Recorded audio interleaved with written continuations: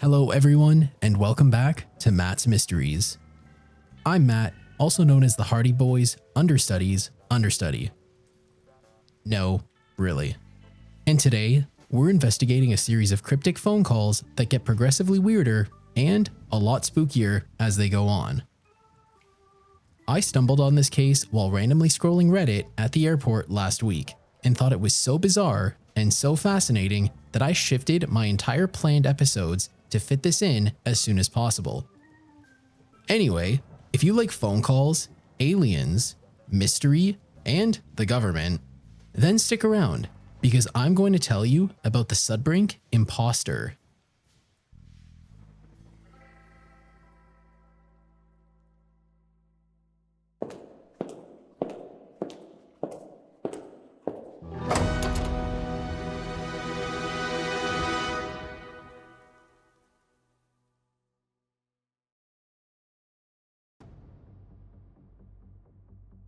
In February of 1993, 27-year-old Gary Sudbrink, enlisted in the United States Air Force Reserve, was returning home to Long Island, New York, after being assigned and stationed at a medical pharmacy located in San Antonio, Texas. Like many soldiers returning home, his focus was simple: catch up with friends and family and enjoy a break from his responsibilities. It was allegedly an unannounced visit, a post-holiday trip to surprise both his friends and family back home. With that said, little did Gary know that he was about to embark on a strange journey, one that would draw him into a web of mystery, paranormal speculation, and potential conspiracy theories. Gary's life had been mostly typical up until this point. As a responsible young man in the military, Gary was known for his disciplined nature, sharp mind, and reliable character. On the night of February the 8th, Gary was at his family's house, planning to rest after his flight from Texas. He placed a call to one of his longtime friends, a man named Mike, in order to catch up and inquire about making plans to hang out while he was home.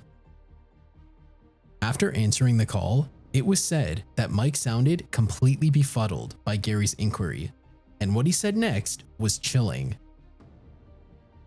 According to Mike, he had apparently received a call from Gary, or at least someone who sounded like Gary, the day before, and that this Gary had said that he had just arrived at LaGuardia Airport, even though the real Gary had actually flown in through JFK, a completely different airport separated by nearly 11 miles. The Gary Mike spoke to also asserted that he was coming down with a cold, and as such, they wouldn't be able to get together while he was visiting. This was another strange bit of information, considering Gary was in perfect health at the time of his visit. While the two spoke, likely to try and bring some sort of clarity to the confusion, another call came in, through call waiting. Remember call waiting? Anyway, Gary answered, only to hear a voice that knew too much about him. His flight details, his movements, and an array of personal information that should have been known to no one but him and his immediate family.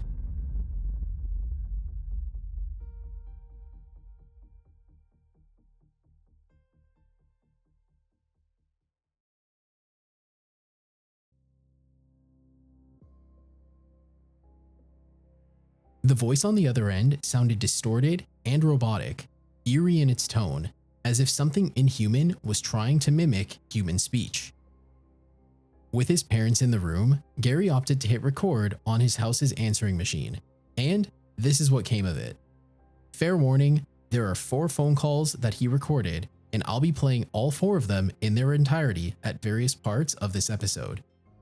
They are somewhat lengthy, like 3 minutes plus lengthy.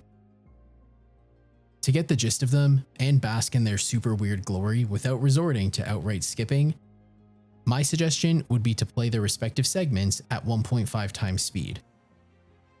Anyway, here's call number 1.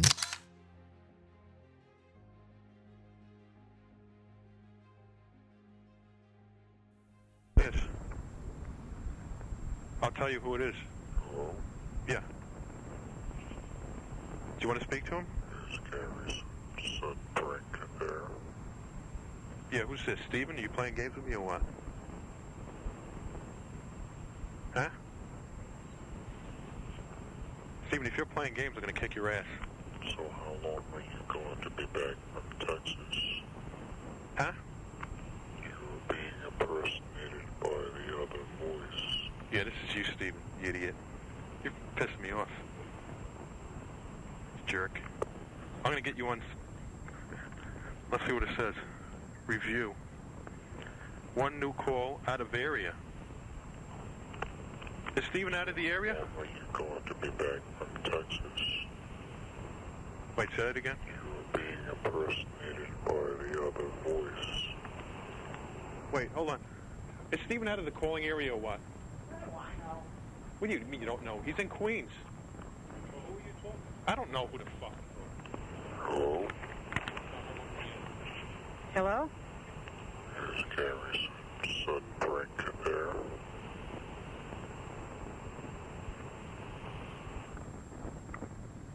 Who is this? Sounds like a freaking robot. So Hello? how long are you going to be back from Texas? What was that again, sir? You're being impersonated by the other voice. Oh, be quiet, huh? Sorry, would you see that again? Hello? Being impersonated by what voice? Hello? Yeah. Hello? Is Gary Sudbrink there? Yeah, hold on a second. Yeah, what is your question? I'll answer it. So how long are you going to be back from Texas? How long? You're being impersonated by the other voice. Right. When am I coming back? Is that your question?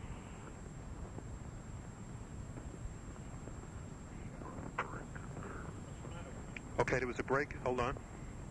You want to know when I'm coming back to Texas?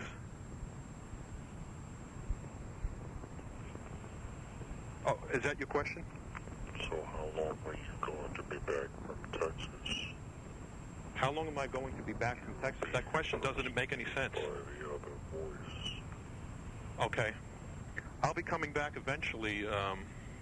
I can't tell you when. You should know that question, the answer to the questions, because you seem to know more about me than I do. You know what I'm saying? Are you an intergalactic person? Are you a space alien? Sounds like he hung up. I can't believe this. He hung up, Gary. See if he comes back. All right, I'll hang up.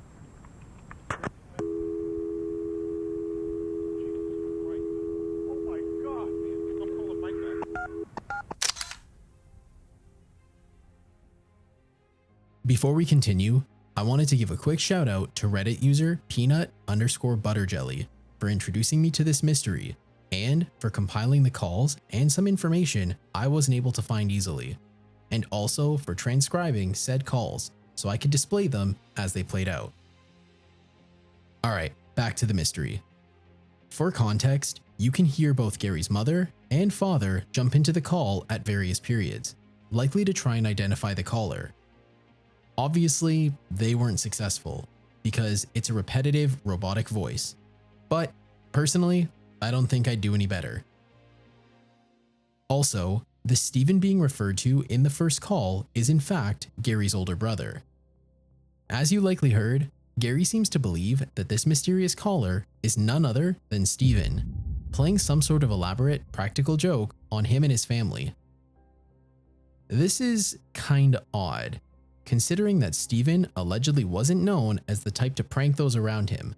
But remember what I always say, there is a first time for everything. So, while we don't have confirmation that it was him, we also don't have confirmation that it wasn't.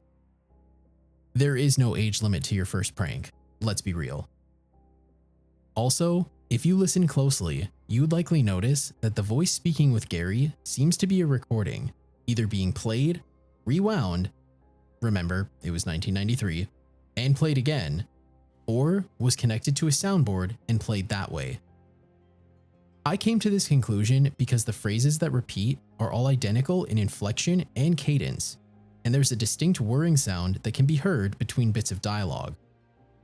This fact alone would imply a recording of sorts, being rewound and replayed over and over as the confusion continued to deepen on Gary's end. Anyway, the phone call ended abruptly, but it wouldn't be the last.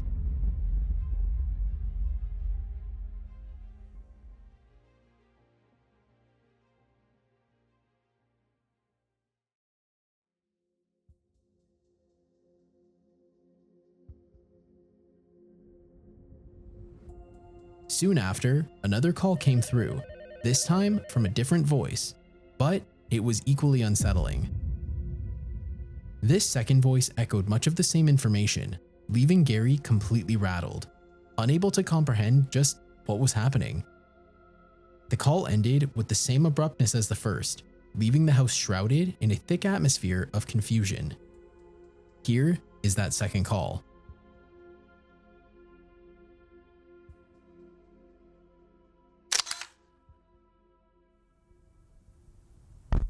What is your question? Yes, speaking.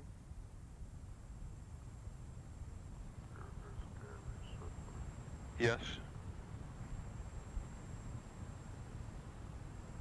Could I answer any questions for you?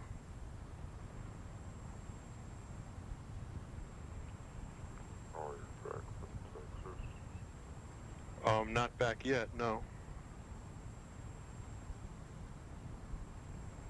How long are you going to be back from Texas? Let me answer. First, you tell me, where are you calling from?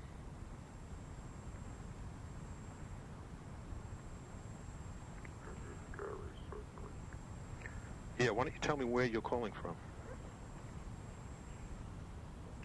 Who is this? What do you mean, who is this? You should know who it is. It's me, Gary.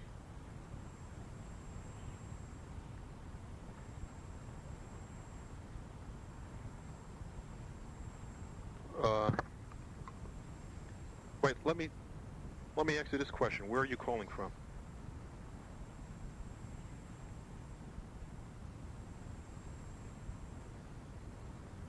Okay, I'll be back. Excuse me?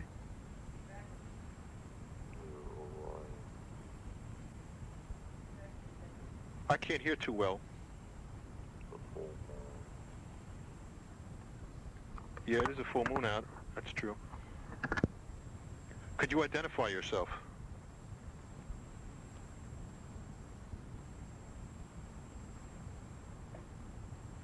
Identify yourself. Why are you calling me?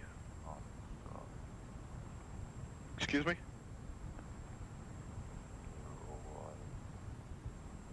I cannot hear too well. Get on the other phone, it's better. Hold on, let me switch phones.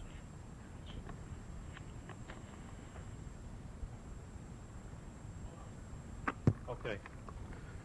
Okay, hold on. Now, who are you?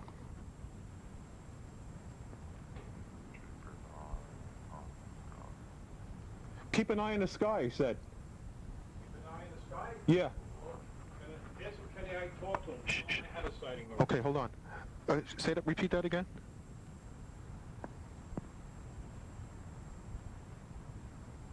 Please repeat.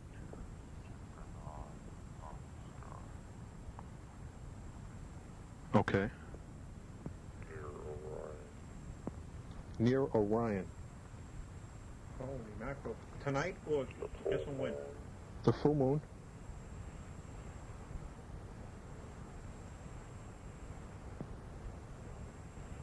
They told. So, double from here. Repeat.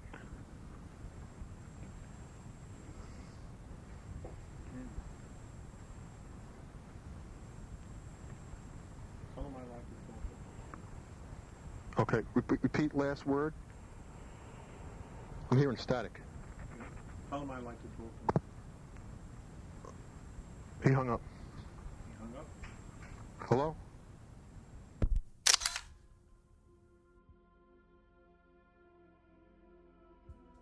Later that night, the phone rang once again. This time, however, Gary's father was the one who picked it up. On the call, the voice can be heard asking Gary's father to put Gary on the phone. The voice once again demonstrated intimate knowledge of Gary's activities and repeated many of the same phrases heard in the first two calls.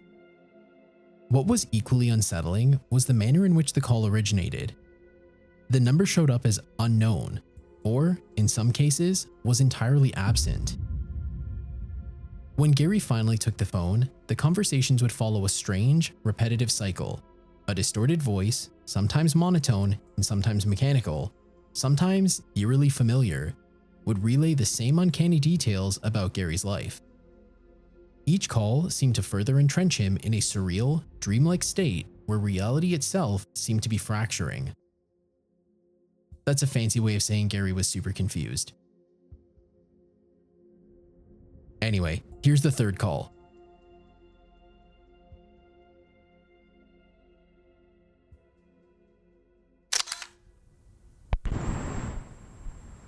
Okay. Yeah, it's taking time for him to talk. Who is this?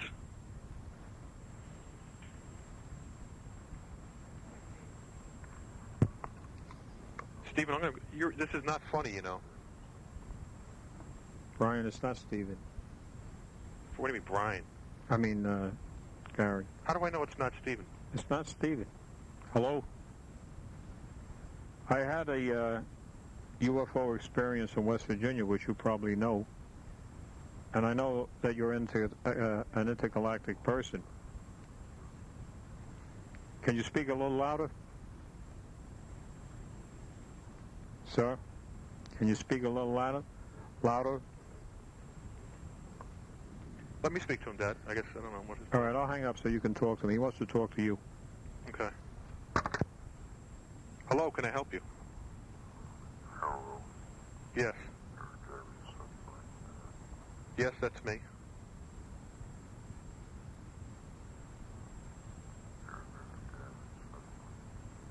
Yes, could you please identify yourself?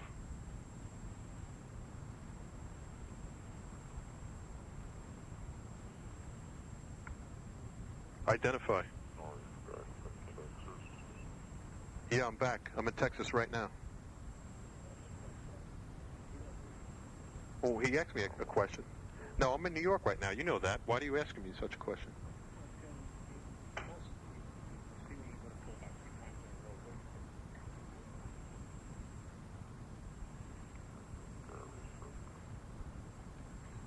Yes. Stephen, if this is you, I swear to God, I'm going to be pissed. Huh? I'm trying to listen to him. Excuse me?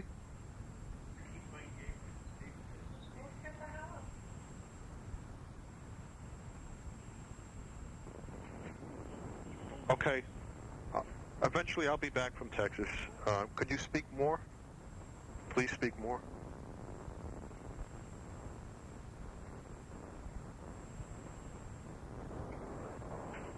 I guess it's not Stephen. I believe it because I'm getting static. Let me go on this phone because I can never hear on this phone. Hold on. Okay. Okay, please speak. Hello?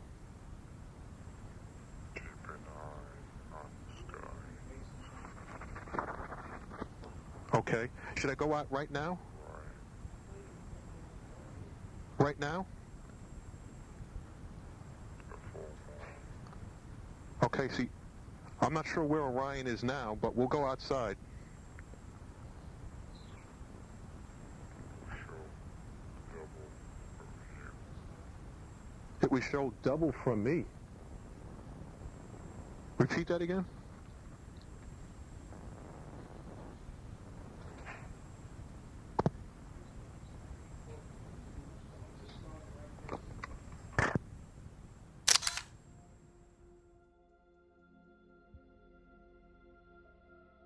I think I speak for most of us when I say if I were the one receiving those calls late at night, not only would I be confused and thoroughly weirded out, but I'd be checking that all my windows and doors are tightly locked, and that all of my pets didn't miraculously gain the power of human speech.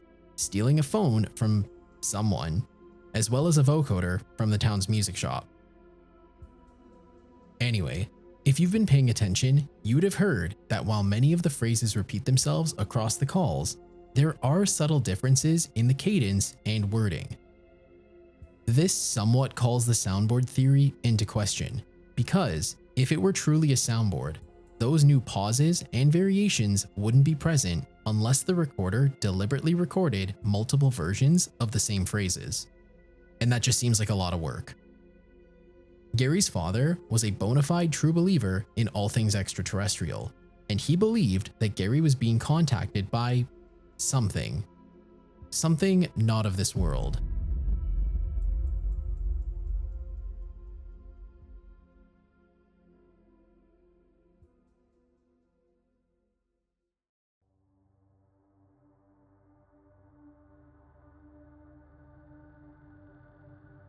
In the midst of all of this chaos, Gary had mentioned to his father that there had in fact been a couple of odd occurrences that had taken place on his way home from Texas. Gary stated that while at the airport, a man with a clipboard had approached and bombarded him with a series of questions, including his name, whether or not he lived in Texas, what his travel destination was, and so on. Now, these people are weird, but I've personally encountered people like this at the airport, so, like Gary, my assumption would be that they were either employed by the airport to collect travel data on flyers, were performing some sort of survey for other benign reasons, or were collecting data to sell stuff. I mean, nowadays they just skim your electronics, but the idea is sort of the same. Alright, that's great and all, and if it were the only thing to happen, may have been forgotten as a completely innocent, yet somewhat annoying encounter. Given the fact that I just said that, you probably know that something else happened. Upon finding his seat aboard the plane, Gary found himself next to another man with yet another clipboard who seemed far too interested in him. This unknown individual, like the clipboard surveyman at the airport, apparently bombarded Gary with similar questions about where he was going, where he lived, etc. Now listen, this on its own isn't all that weird, outside of maybe the clipboard. Like with the surveyman at the airport, I've been on flights where the person next to me is far more social than I could ever hope to be, and brought no form of entertainment other than the thumb in a trench coat sitting next to them. So, given that, the man could have entirely just been bored and in need of some sort of social entertainment on the flight from Texas to New York. That doesn't explain the clipboard though, but, you know. Before Gary could properly assess the situation, and after telling this man to leave him be, a flight attendant allegedly approached the man and said he was sitting in the wrong seat. What happened next had me thinking of the popular C.S. Lewis books involving a certain feline allegory for Jesus, because the lion, the witch, and the audacity of this seemingly not so well-adjusted man had me scratching my head. You thought I was going to say a swear, didn't you? Anyway, get this. The man got up and proceeded to sit directly behind Gary, continuing to probe him with yet more questions. Eventually, the flight attendant swooped in to save Gary from that social torment and directed the other man to a different section of the plane. Like I said before, this is pretty weird, but not enough to make me believe that this guy is somehow involved in the mysterious calls. However, upon landing, Gary stated that he couldn't find the man who had questioned him among the other passengers on the plane.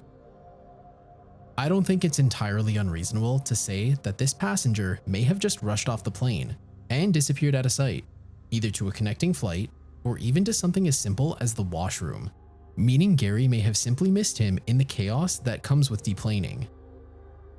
With that said, Gary was unnerved enough by the mysterious man from his flight, as well as the man at the airport, that he went as far as calling his landlord to keep an eye on his apartment while he was away visiting family.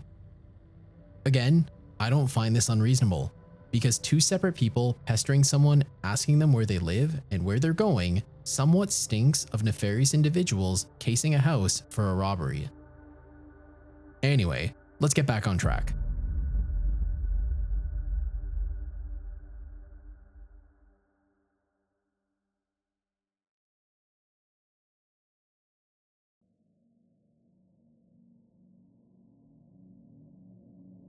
The most unnerving aspects of these calls, be it extraterrestrial or not, was that the voices claimed that they were not only watching Gary, but also warned him of something more. This is the fourth and final recorded call, and, in my opinion, is where things get a lot weirder.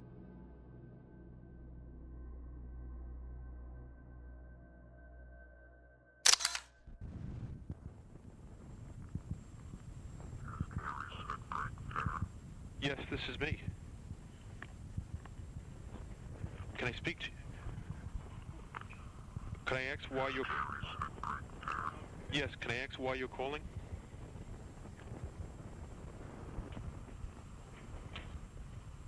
Can I please ask... Yes, this is.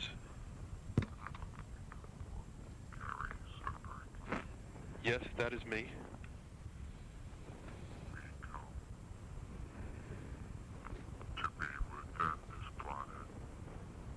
Say that again?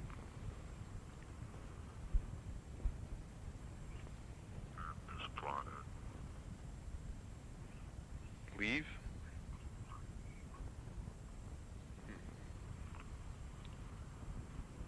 We come I'm staying right here. to be within this planet. Is this a joke or what?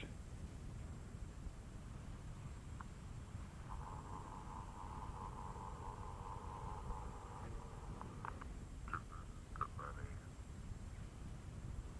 to be contact as the same with you.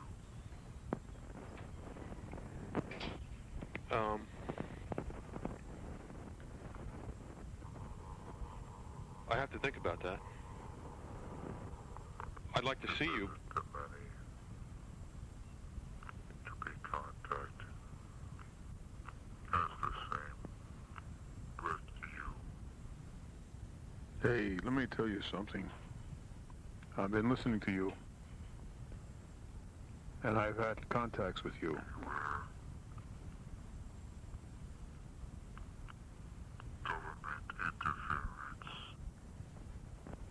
Government interference? You have? Please explain what type of interference.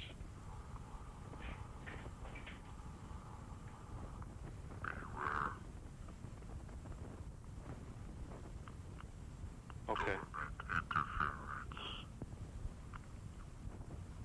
Visitations to be disrupted by them. Appears. Sun will rise from dark side of world. No. The sun will rise from the dark side of the moon. Okay, what branch of the government?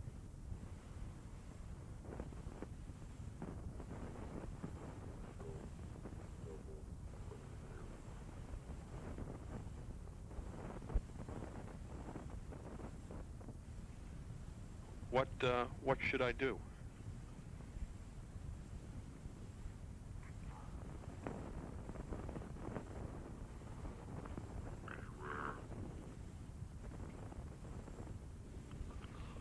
Government interference. Visitations to be disrupted by them. Okay. Is that good for me or bad? They hung up.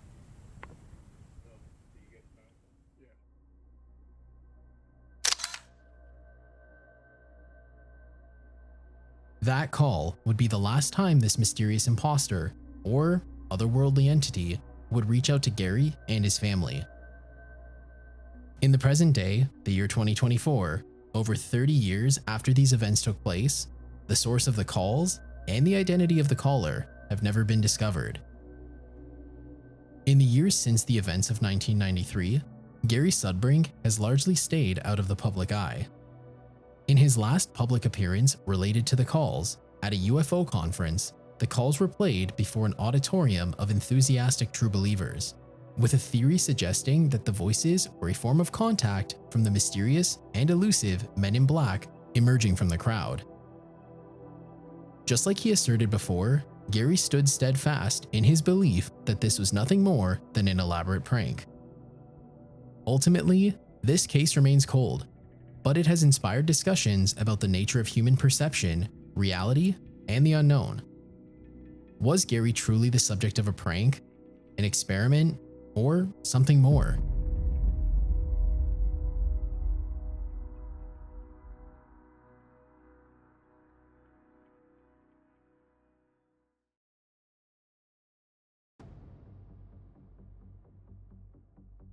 The sudden and unexplained nature of the calls sparked theories ranging from government surveillance to extraterrestrial intervention.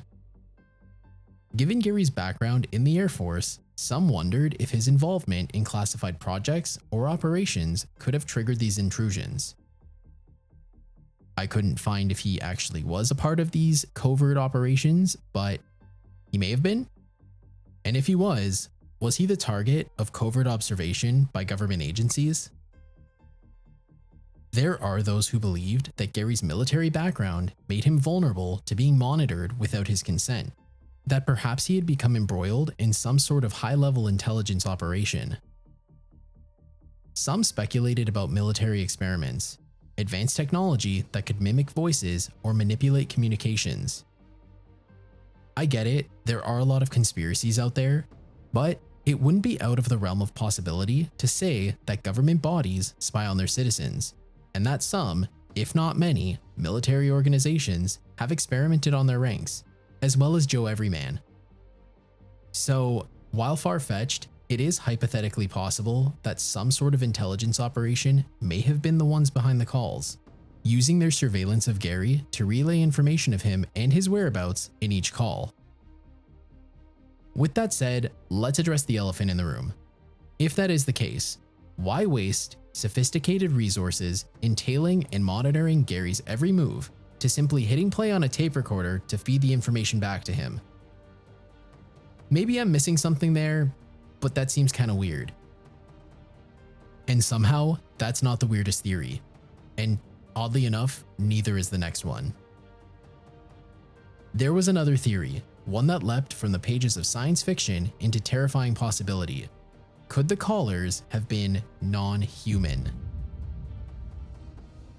Remember, this was an era when interest in UFOs and alien abductions were at an all-time high, and Gary's case had the hallmarks of a paranormal intrusion. Some wondered if extraterrestrial beings were somehow involved in Gary's life, monitoring him as part of a larger, hidden agenda. Remember, the mysterious caller kept telling Gary to watch the skies, near Orion, for something. Combining this with the caller continuously saying that they were coming to be within this planet, and the idea that there may be something more extraterrestrial may have some merit after all. We could even couple this together with an earlier theory surrounding shadowy government entities and covert surveillance. Because, yay conspiracies. Let's again look to the fourth call, where the mysterious voice claimed, "Beware government interference. Visitations to be disrupted by them."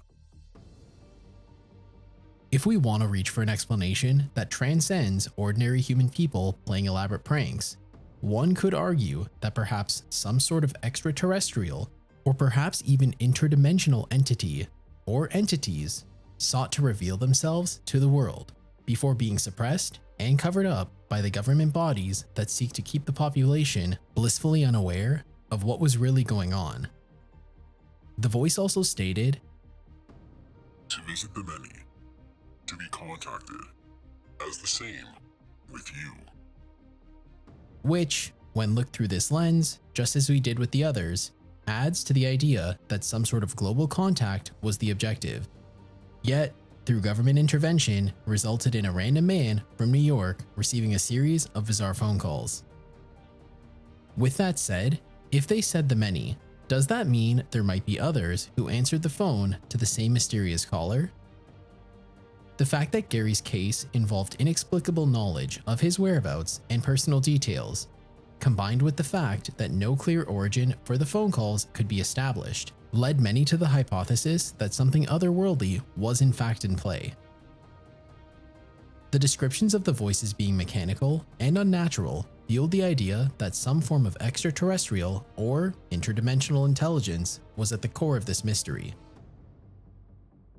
If that is the case, that means Gary could have been unknowingly involved in a close encounter of the fourth kind, also known as a form of contact where an individual is taken, observed, or manipulated by alien life forms. See, learning is fun. It should be noted that both Gary's father and uncle are firm believers in UFO phenomenon, as well as the extraterrestrial, and, given some of the bits of information that the voice put forth, believe that something otherworldly was truly attempting to make contact. Given this, if it were truly a prank, why would they target Gary, who was a skeptic on the matter, instead of his father or his uncle? The payoff would have been much more satisfying, given that their reaction wouldn't have been as confused, frustrated, and downright angry as Gary's was. Alright, here's where we get into the really weird theory. A third, even more obscure theory suggests that Gary may have experienced a form of psychic projection from an alternate universe.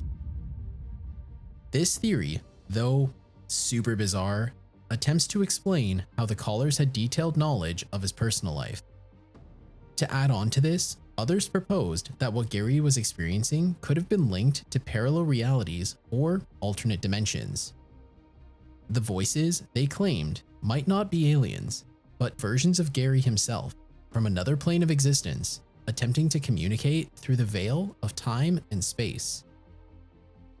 Alright, put your tinfoil hats on. It's time for me to explain. A year or so before the events of this mystery took place, Steven, remember him? Gary's older brother? Anyway, Steven claimed that he had allegedly seen Gary drive up beside him while en route to a wedding somewhere else in Long Island. Steven said that this Gary made a series of strange, borderline silly faces in order to get Steven's attention, and when he was successful in doing so, he simply drove off, as if nothing happened. Now, like the plane stuff, this isn't all that weird. I mean, I make faces at family and friends when we're driving separate vehicles all the time, and I'm sure you do too. The strange part comes from the fact that while Steven was watching this Gary make faces, the real Gary was already in attendance at the wedding Steven was heading to. Okay, it's kind of weird. To make things even more interesting, and slightly spooky, the vehicle Steven described Gary to have been driving matched the same make and model he owned and operated back in Texas, which, fun fact, was a vehicle Steven had allegedly never seen until that point. However, Gary didn't drive that vehicle to Long Island to attend the wedding. He didn't even have a vehicle while in Long Island. So, what did Steven see? If we go along with the super weird theory I started with, what he may have experienced could line up with what Gary and his parents had experienced a year later, and, in theory, could point to a convergence of multiple realities. There are a number of theories out there that state that much of the paranormal phenomenon we experience, ranging from ghostly encounters to glitches in our reality, could in fact be caused by multiple realities bleeding into one another. The thing is, for this to be legitimate, there needs to be a multiverse out there, a multiverse we haven't confirmed as existing or not. However, if there truly are multiple realities out there, what Gary may have experienced could have been our own reality mixing temporarily with another, placing a second Gary into our reality for a brief period. Again, it's speculation, and the idea of a multiverse is still hypothetical, and the goofy science nerd in me loves the idea that the idea of a multiverse is a legitimate theory in this case. But at the end of the day, it is just speculation. To this day, no one knows for certain what happened to Gary Sudbrink. His case remains one of the most perplexing and disturbing in the annals of unexplained phenomena, specifically with phones. Let's not get too dramatic. The calls that seem to defy logic, the disturbing knowledge of his private affairs, and the strange, emotionless voice remain a chilling mystery. Personally, I'm with Gary in thinking that this may have been just an elaborate prank or hoax, concocted by yet to be identified individuals looking to get under Gary's skin. Now, as I mentioned before, I absolutely wouldn't put it past the governments of the world to conduct covert experiments using high-tech equipment currently unknown to the public. What with them doing it in the past and all. You know, MK Ultra. But with that said, I don't think that these calls fall into that category. Like I mentioned before, it just doesn't make sense to expend massive amount of resources in surveillance, only to use a tape recorder and regular old telephone to execute whatever it is they were hoping to test. I'm also not a part of the shadow government, so I could be way off base. Also, when it comes to the whole alien side of this, if you've watched my episodes covering extraterrestrials and the like, you'll know what I'm about to say. Get ready, because space is big. Like really, really big. I'm not even gonna make a your mom joke, it's that big. It's so big that without some sort of reality, physics warping science fiction wizardry, the chances of an intelligent race visiting us from worlds an incomprehensible distance away is extremely low. Like so low it makes the underground city of the mole people blush. That leaves the possibility of some sort of reality bleeding, or the so-called aliens actually being interdimensional in nature. As you might know, I'm not something of a scientist myself, or some sort of smart person for that matter, so I can't speak with certainty or confidence on where we stand on the whole multiverse debate. However, with that said, if one were able to conclusively prove that a multiverse not only exists, but that each reality is capable of converging with another, bleeding the two together and creating all sorts of wacky hijinks, then maybe I'll change my answer from prank to undecided. With all of that said, what do you think happened?